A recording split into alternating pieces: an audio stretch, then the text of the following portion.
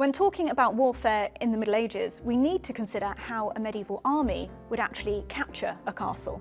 Medieval military commanders avoided pitched battles if at all possible, which meant that medieval warfare was characterized by sieges. In this military operation, enemy forces would surround the castle and cut off essential supply chains in order to force the inhabitants into surrender. But what specific methods were employed as part of a medieval siege? Medieval troops could climb over the walls or mine under them, but increasingly they tried to smash through them. To achieve this, there are a number of options which were developed as the Middle Ages progressed. The battering ram was probably the simplest option, and it involved attacking the castle with a heavy wooden beam. Alternatively, a siege engine could be constructed in order to launch missiles at the castle walls. A catapult was one such option, which used stored potential energy to launch missiles vast distances without the aid of gunpowder. However, the siege engine most synonymous with the Middle Ages was the trebuchet, a type of catapult with a rotating arm and a sling, which was used to launch a projectile.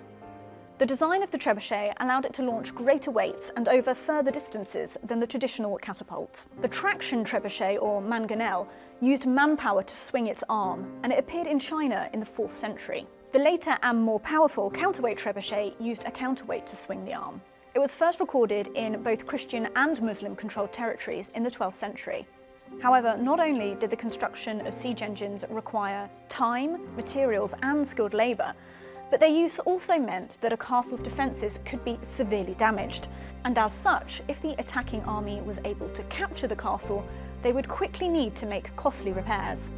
This meant that it was often better to attack the people inside the castle rather than the structure itself. An obvious way to do this was to surround the castle and cut off the essential supply of food and clean water. However, if stores had been stockpiled, this could take months or even years.